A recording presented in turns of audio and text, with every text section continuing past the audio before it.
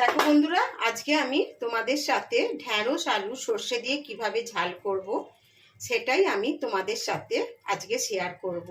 এখন বাজারে অনেক কচি কচি ঢ্যাঁড়স পাওয়া যাচ্ছে, ওই জন্যই আমি ঠিক করলাম আজকে ঢ্যাঁড়স আর আলু দিয়ে সর্ষে দিয়ে ঝাল করব, তোমাদের সাথে শেয়ার করব। নমস্কার বন্ধুরা, আমি মিতালি রান্নাঘরে আমার বন্ধুদের স্বাগত। আজকে আবার আমি একটি তোমাদের সামনে নতুন রেসিপি নিয়ে হাজির হয়েছি। যদি আমার চ্যানেলে কোনো নতুন বন্ধু হয়ে থাকো, চ্যানেলটিকে সাবস্ক্রাইব করে দিও, পাশে থাকা বেল বাটনটি ক্লিক করে দিও, তাহলে আমি যে নতুন নতুন রেসিপি আপডেট করব সবার আগে তোমাদের কাছে গিয়ে পৌঁছবে। পুরনো বন্ধুরা কিন্তু আমার পাশে থেকো আর আমাকে সাপোর্ট করো। আজকে আমি তোমাদের সাথে ঢ্যাঁড়স আলু সর্ষে দিয়ে ঝাল কিভাবে করব এটি শেয়ার করব। দেখো বন্ধুরা, আমি সর্ষে বাটা দিয়ে আলু আর ঢ্যাঁড়সের ঝাল করব বলে আমি আলু কেটে নিয়েছি। দেখো এরম সরু সরু করে আলু কেটে নিয়েছি, আর একটা ঢ্যাঁড়সকে আমি এরম দুখানা করে নিয়েছি, আর যেগুলো ছোট ঢ্যাঁড়স সেগুলোকে আমি এরম গোটাই রেখে দিয়েছি, এগুলো ছোট বলে। আর ঢ্যাঁড়স আর আলুটাকে আমি পরিষ্কার করে ধুয়ে নিয়েছি। দেখো বন্ধুরা, আমি একটা ছোট মিক্সির জার নিয়ে নিয়েছি, আর জারের মধ্যে দেখো এখানে আমি 1 চামচ বড় উঁচু করে আমি সর্ষে নিয়ে নিয়েছি। সর্ষেটা আমি মিক্সির জারে নিয়ে নিলাম। আর দেখো আমি এর মধ্যে একটু নুন দিয়ে দিচ্ছি, কেননা একটুখানি নুন দিলে তাহলে আর সর্ষেটা তেতো লাগবে না। বন্ধুরা দেখো, আমি 3টে কাঁচা লঙ্কা নিয়ে নিলাম, আর আমি একটু জল দিয়ে দিচ্ছি। তোমরা যেমন ঝাল খাবে সেরাম দিয়ে দেবে। এর মধ্যে আমি একটু জল দিয়ে দিলাম, দিয়ে আমি এবার সর্ষেটাকে মিক্সিতে বেটে নেব।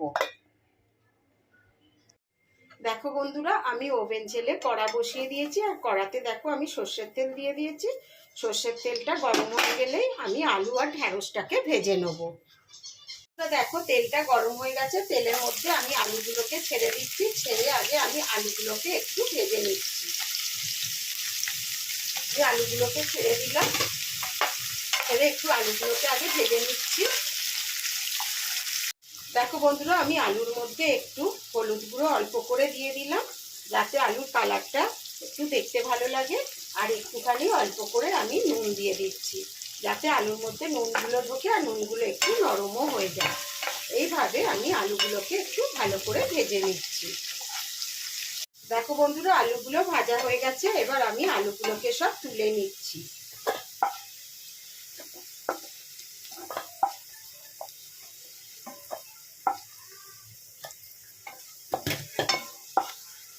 এবার বন্ধুরা দেখো, আলুর তেলের মধ্যে আমি ঢ্যাঁড়সগুলোকে ছেড়ে দিলাম, আর ঢ্যাঁড়সগুলোকে আমি ভেজে নিচ্ছি।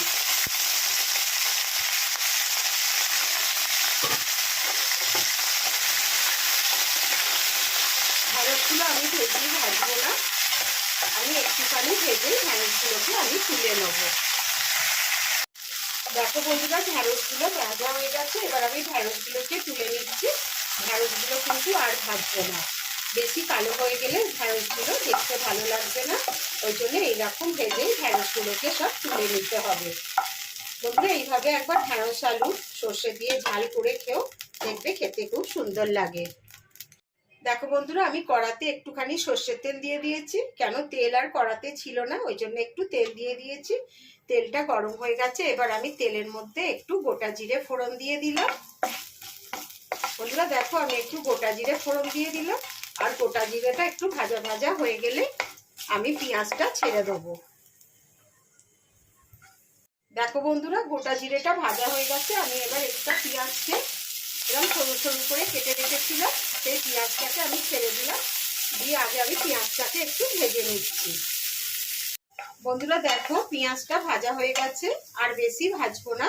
এবার আমি এর মধ্যে দেখো একটুখানি রসুন আর আদা বেটে রেখেছিলাম, অল্প একটু আমি দিয়ে দিলাম, দিয়ে একটু ভালো করে এটাকে ভেজে নিচ্ছি। তাহলে আদা আর রসুনের গন্ধটা বেরিয়ে যাবে, তাহলে পেঁয়াজটাও ভাজা হয়ে যাবে, আর আদা রসুনটাও একটু ভালোভাবে ভাজা হয়ে যাবে। দেখো বন্ধুরা, এবার আমি এর মধ্যে একটুখানি হলুদ গুঁড়ো দিয়ে দিচ্ছি, অল্প করে একটু কাশ্মীরি লঙ্কার গুঁড়ো দিয়ে দিচ্ছি। দেখো অল্প করে একটু কাশ্মীরি লঙ্কার গুঁড়ো দিয়ে দিলাম, তাহলে বেশ খেতে ভালো লাগবে আর কালারটাও সুন্দর হবে। আর অল্প একটু আমি ছিটে ফোটা একটু ধনের গুঁড়ো আর একটু জিরের গুঁড়ো দিয়ে দিচ্ছি অল্প করে, দিয়ে আমি একটু ভালো করে নাড়িয়ে নিচ্ছি। বন্ধুরা দেখো, এর মধ্যে আমি অল্প একটু জল দিয়ে দিলাম, তাহলে মশলাটা ভালো করে কষা হবে আর মশলাটা পুড়ে যাবে না। ওই জন্য একটুখানি জল দিয়ে দিলাম, আর একটু জল দিয়ে দিচ্ছি, দিয়ে আমি আগে ভালো করে মশলাটাকে কষে নিচ্ছি। আর বন্ধুরা দেখো, এর মধ্যে আমি একটু টমেটো সসও দিয়ে দিচ্ছি। দেখো, আমি একটু টমেটো সস দিয়ে দিলাম অল্প করে, তাহলে খেতে আরো সুন্দর টেস্ট লাগবে। তোমরা এরম ভাবে একবার করে খেও, দেখবে খুব সুন্দর লাগে খেতে। আমি এটাকে এবার ভালো করে কষে নিচ্ছি। বন্ধুরা দেখো, মশলাটা কষা হয়ে গেছে, দেখতে পাচ্ছ তোমরা। এবার আমি এর মধ্যে দেখো যে সর্ষেটা পেস্ট করে রেখেছিলাম, সর্ষে আর লঙ্কা দিয়ে, সেটা আমি দিয়ে দিলাম, দিয়ে একটু নাড়াচাড়া করে দিচ্ছি। আর দেখো, আমি মিক্সি ধুয়ে একটুখানি জল দিয়ে দিচ্ছি। দেখো বন্ধুরা, আমি জল দিয়ে দিলাম, দিয়ে এটাকে ভালো করে কষে নিচ্ছি।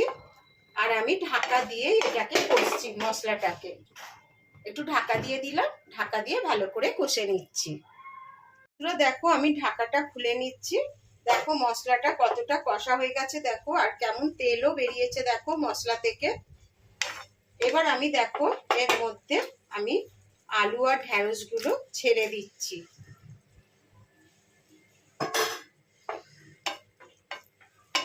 দিয়ে ভালো করে আমি কষে আবার ঢাকা দিয়ে দিচ্ছি, তাহলে একটু ভালো করে কষা হয়ে যাবে। তারপরে আমি জল দেবো।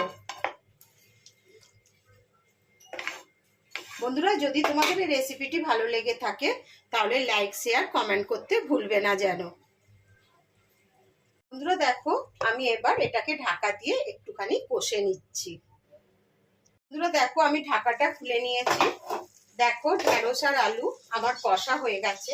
এবার দেখো এর মধ্যে আমি অল্প করে জল দিয়ে দিচ্ছি, কেননা আলুটা সেদ্ধ হবে, ওই জন্য আমি একটু জল দিয়ে দিলাম।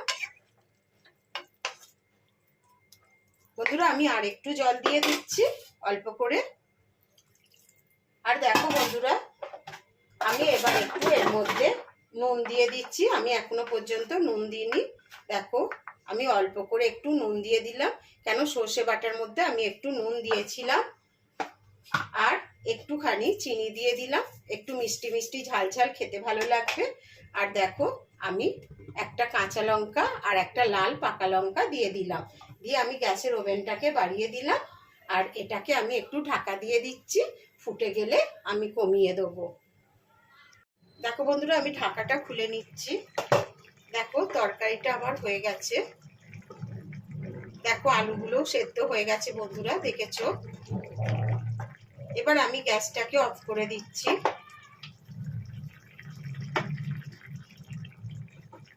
আর আমি তরকারিটা ঠান্ডা হতে দিচ্ছি, পরে তোমাদের আমি সার্ভ করে দেবো।